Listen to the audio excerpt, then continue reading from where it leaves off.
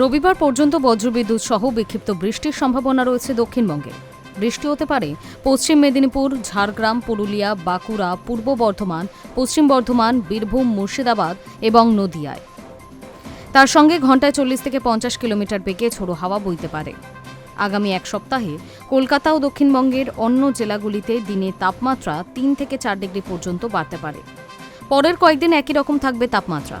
19 মের মধ্যে দক্ষিণবঙ্গের জেলাগুলিতে বিচ্ছিন্নভাবে সামান্য বৃষ্টি চলবে। ভারী বৃষ্টির পূর্বাভাস নেই। কলকাতায় সর্বোচ্চ তাপমাত্রা থাকতে পারে 35 থেকে 37 ডিগ্রি সেলসিয়াস। দক্ষিণবঙ্গের জেলাগুলি যখন জ্বলছে রীতিমতো, সেই সময় উত্তরবঙ্গে ঝড়। উত্তরের জেলাগুলিতে অবশ্য ভিন্ন পরিস্থিতি। তাপমাত্রায় আগামী 7 দিনে তেমন হেরফের হবে না। বজ্রবিদ্যুৎ সহ বৃষ্টি হতে পারে। কোথাও কোথাও দমকা হাওয়ার সাথে ভারী বৃষ্টির সম্ভাবনাও রয়েছে।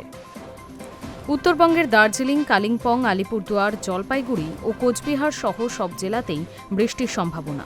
রবিবার পর্যন্ত দার্জিলিং, জলপাইগুড়ি, কোচবিহার, কালিম্পং এবং আলিপুরদুয়ারে ভারী বৃষ্টির পূর্বাভাস। অতি ভারী বৃষ্টির সম্ভাবনা জলপাইগুড়ি ও আলিপুরদুয়ারে। পাশাপাশি ঘণ্টায় সর্বোচ্চ 50 কিলোমিটার পর্যন্ত বেগে বইতে পারে ঝোড়ো হাওয়া। সতর্কতা জারি করা হয়েছে। Hi news network.